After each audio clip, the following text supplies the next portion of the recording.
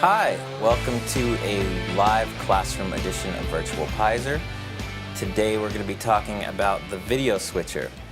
And you're either watching this video because you missed class or because you want to review some of the information we went over in the live demo. We're going to be talking again about the video switcher. And in particular, we're going to be talking about the NewTek Tricaster, which is the video switcher that we have here in our studio. Now, oftentimes in class, we refer to this as the Tricaster instead of the video switcher. And in reality, Tricaster is more of a brand developed by NewTek. It's kind of their flagship product. And NewTek has been on the revolutionary forefront of this technology for a long time. And without going into a ton of background, back in the 80s, NewTek developed a product, their first product, called the video toaster. And the video toaster, really at the core, is the foundation. That technology is the foundation of the Tricaster. And when that product came along, it was revolutionary because for the first time, consumers or prosumer level video producers were able to achieve Hollywood type effects for a cost that was nominal for that time period. If you owned a certain brand of computer, you could get the video toaster card and software and be able to achieve these Hollywood type video effects and live video switching in a way that you could never do before. So that technology was based on a computer system called the Amiga. And at the time, Amiga was one of the main players in the war to see who was going to win, being the main personal computer format that was being used. And the thing that they had unique to them, they kind of teamed up with NewTek and offered this video toaster. It was a great product, and a lot of video producers like myself used this product, and it really just enabled us to do something that we couldn't do before, and it kind of changed the industry in a big way. Now, unfortunately, Amiga went out of business, and there was some different trial and errors to get another company bought them out and tried to keep everything going, but at that point, NewTek kind of disappeared for a couple years. But a number of years later, they came back with this great product, the Tricaster.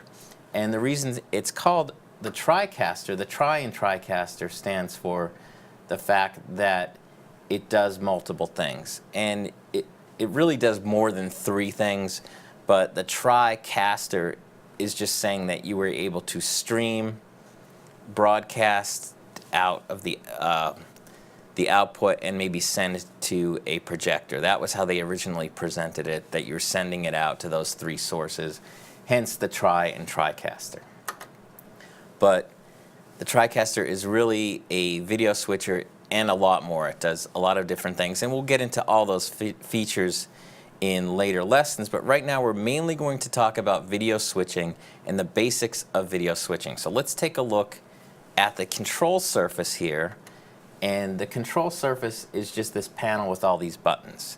Now you don't need, because the Tricaster is software based, you don't need the control surface to operate it. You could actually, if you could see on the screen here, there's all the buttons and inputs that correspond the same way that they have them here on the panel. So you could operate the Tricaster using a mouse and just clicking on the buttons on the screen if you'd like, but because I want you guys to have a more tactile way of running this and just have that touch ability, because you might not be using a Tricaster. If you get a job as a technical director, you might not be using a Tricaster. You might be using some other video switcher, and this will be a lot more familiar to you, or that will seem a lot more familiar to you if you have physical buttons to hit. Plus the fact that when I was a technical director,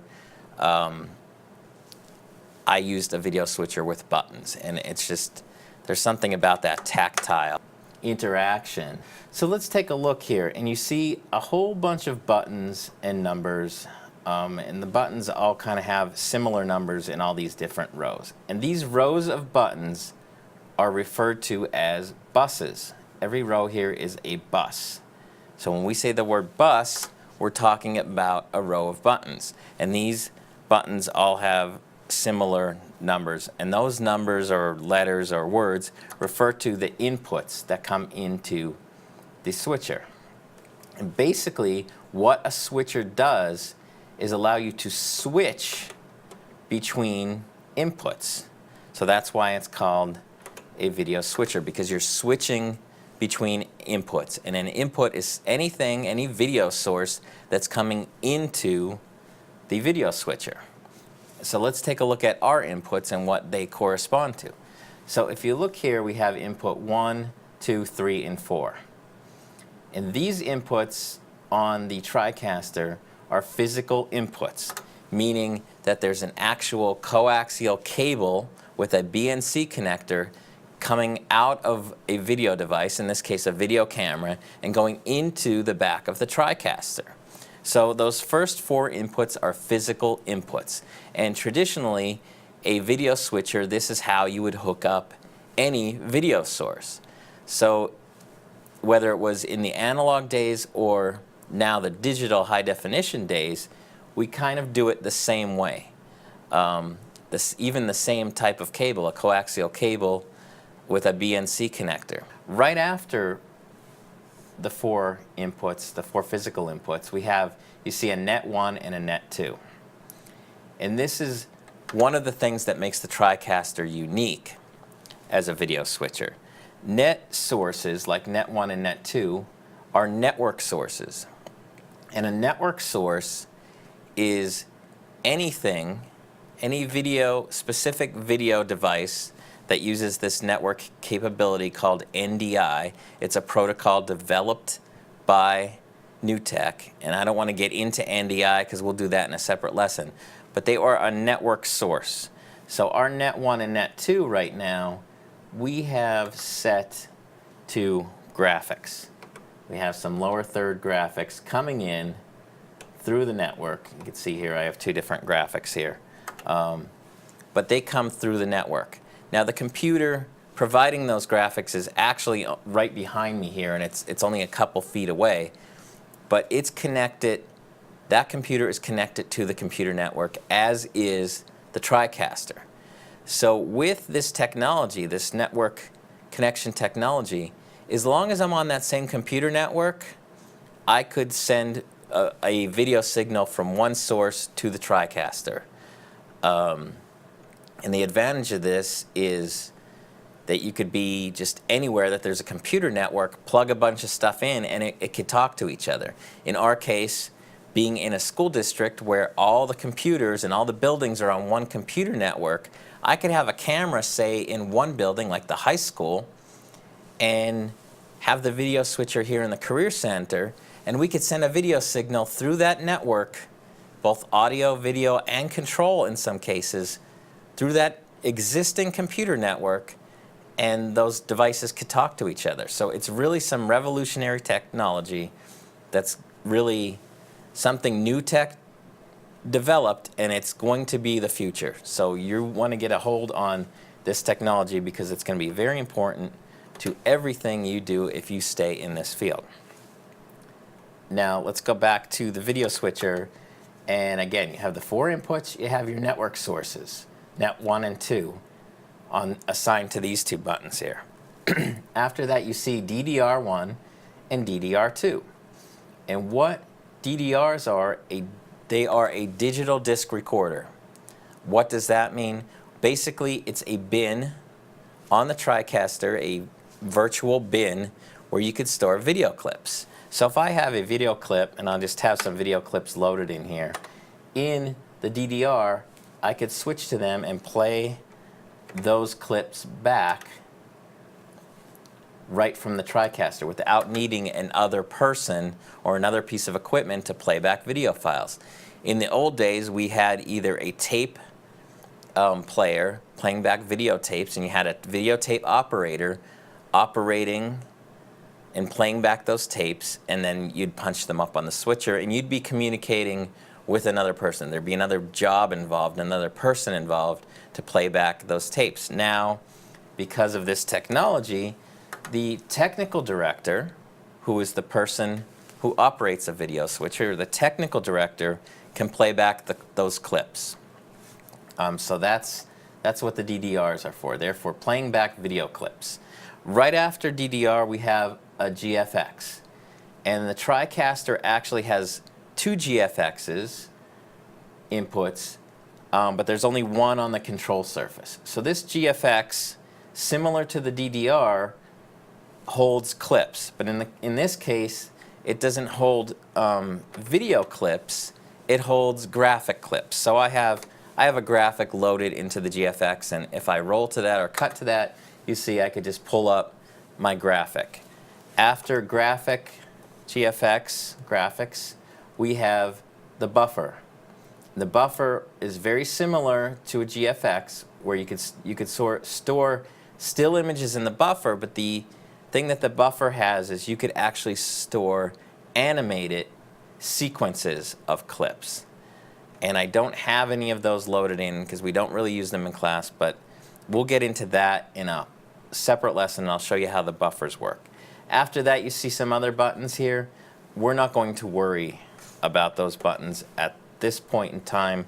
They're the MEs, and that's a whole separate lesson. So we'll get to MEs in a separate lesson. But I do want to just look at the bottom two buses. Again, remember, a bus is a row of buttons. We're going to look at the bottom two buses in this lesson, and that's what we're going to focus on. So you have a program bus and a preview bus, all with the same inputs. And the difference is the program bus, as you can see, is highlighted in red. This is what's going out to the actual program, to your program. This is what the viewer is seeing. This is what's being broadcast. This is what's being streamed, or this is what's being sent to your projector or video monitor. That is what the program bus is. So whatever's in program is what's going out to the real world. Below that, the preview bus, which has the same inputs, is what you're going to next. So as a technical director, you're always working in the preview bus. You're always a step ahead of everything else. You're always looking at the next thing and getting that next thing ready, and you're getting it ready in the preview bus. So you're going to punch up whatever source you're going to, whether you're going to camera 1, camera 2, camera 3, camera 4, a net source, or a DDR to play a video clip or graphics or whatever you're doing. You're going to do that in the preview bus. You can punch things up in the program bus. If I cut here between these two cameras in the program bus, you see it changes that input immediately. The problem with this is that if you make a bad punch, it's on the air and there's nothing you can do. So you're always using that preview bus to preview where you're going next. You're going to articulate that information to the headsets, to your camera people, to your floor director, to your talent, and then you're going to go to that source. And you can see I'm not touching any buttons over here to go to those sources. I'm using my other hand. It's not like some sleight of hand trick I'm doing here. We will get into that area of the switcher next. Once you understand that the preview is where you're going next, you're going to get that source ready. And as a technical director, you're articulating that information to your crew. So, for example, I would say, as a technical director, okay, stand by camera 2, going to camera 2, take camera 2. Stand by camera 3, ready 3, take 3. All right, stand by for graphic, going to graphic in 3, 2, 1, graphic is up, and so on and so forth.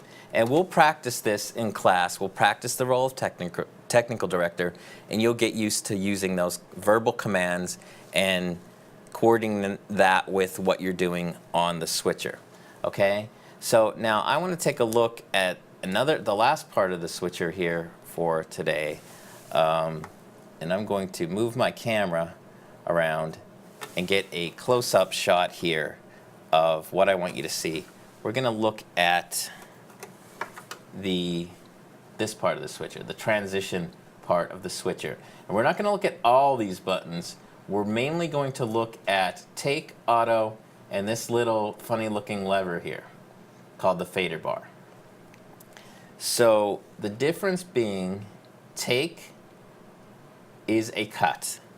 So when I'm cutting back and forth, if I hit take, it's going to cut back and forth between my preview and my program bus. And if I go over again to the shot here of the preview and program bus, hopefully you just saw those two things switch. I'm going to switch back and forth using the take button, and you can see as I do it, it cuts between those. And thankfully, because there's a delay here, you actually saw these two things change color and change place. So if I'm in 1 in my program bus and I go to 4, once I hit the take button, these two are going to switch. Okay, so using the take button will cut between the two sources. It will cut from your preview to your program bus, depending on what you have punched up in your preview bus. Once you hit take, it'll cut to that source. So if I get the graphics ready, if I cut to that, it'll cut to the graphic, and then if I hit it again, it'll cut right back to the source we were at. If I get my next source ready, whether it be, let's punch up camera 2 here and preview, when I hit take, it'll cut to that, and then we could cut back to our camera 4 here, which is this shot of me.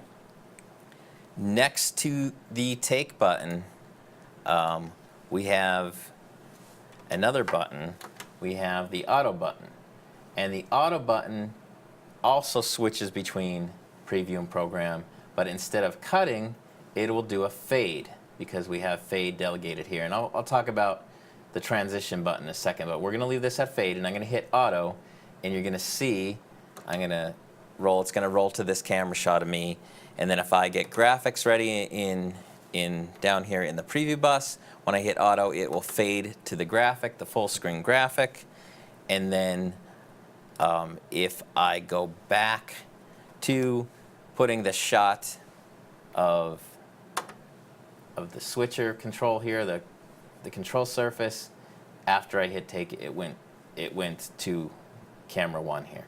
Now I have in preview, you see I have graphics, so if I hit the auto button, what it's going to do, it's going to fade to that. If I go back here, show you what I'm doing, if I change this from fade to transition and hit auto, it instead.